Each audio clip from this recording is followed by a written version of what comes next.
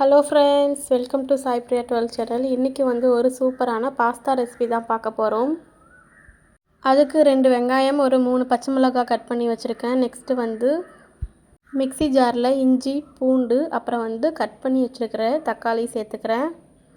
சேர்த்துட்டு இதை நல்லா பேஸ்ட்டாக அரைச்சி எடுத்துக்கலாம். ஏன்னா பாஸ்தாவுக்கு வந்து நம்ம வெறும் வெங்காயம் தக்காளி போட்டு வதக்கக்குள்ள அது டேஸ்ட் இல்லாத மாதிரி இருக்கும், மசாலா எதுவுமே ஒட்டாத மாதிரி இருக்கும். அதனால் இந்த மாதிரி அரைச்சி எடுத்துக்கிட்டேன். நெக்ஸ்ட்டு வந்து ஒரு பாத்திரத்தில் தண்ணி வந்து கொதிக்க வச்சுட்டேன். அப்புறமா கொஞ்சமாக உப்பு சேர்த்துக்கிறேன். சேர்த்துட்டு கொஞ்சமாக எண்ணெய் சேர்த்துக்கிறேன். ஏன்னா எண்ணெய் சேர்த்தா தான் வந்து பாஸ்தா வந்து ஒன்றுக்கு ஒன்று ஒட்டாமல் உதிரி உதிரியாக வரும். அதனால் சேர்த்துருக்கேன்.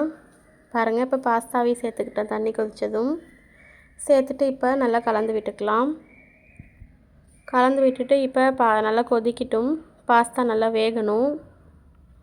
பாருங்கள், நல்லா கொதிச்சிட்ருக்குது. இன்னும் வேகலை. நமக்கு வெந்தாலே வந்து பாஸ்தா வெந்தாலே தெரியும். பாருங்கள், இப்போ பாஸ்தா வெந்துருச்சு. பார்த்தாலே தெரியுது. பாருங்கள், லைட்டாக உடஞ்சிருக்குது. இதுக்கு முன்னாடியே கூட லைட்டாக எடுத்துடலாம். சீக்கிரமாக வந்து எடுத்துடணும், இல்லைனா பாஸ்தா குழஞ்சிரும். இப்போ வந்து ஒரு கடாயில் எண்ணெய் சேர்த்துட்டு வெங்காயம், பச்சை மிளகாய் கட் பண்ணி வச்சதை சேர்த்துக்கலாம். சேர்த்துட்டு அதையும் நல்லா வதக்கி விட்டுக்கலாம். இப்போ நல்லா வதங்கிடுச்சு. நெக்ஸ்ட்டு மிக்ஸி ஜாரில் நம்ம அரைச்சி வச்ச தக்காளி பேஸ்ட்டை சேர்த்துக்கலாம். சேர்த்துட்டு அதையும் நல்லா கலந்து விட்டுக்கலாம். இப்போ நல்லா எண்ணெய் பிரிஞ்சுற அளவுக்கு நல்லா வதங்கட்டும். பாருங்கள், இந்தளவு எண்ணெய் பிரிஞ்சு வந்ததும் மசாலாத்தூள் வந்து நம்ம ஆட் பண்ணிக்கலாம். நான் வந்து ஒரு மசாலாவுமே சேர்க்கலை, சிக்கன் மசாலாத்தூள் மட்டும்தான் சேர்த்துக்கிறேன், வேறு எதுவுமே சேர்க்கலை. நீங்கள் பாஸ்தா சேர்க்கல எந்த மசாலா சேர்ப்பீங்கன்னு சொல்லிட்டு கமெண்ட்டில் சொல்லுங்கள். இப்போ கொஞ்சமாக உப்பு சேர்த்துக்கிட்டேன். சேர்த்துட்டு அதையும் நல்லா கலந்து விட்டுக்கலாம்.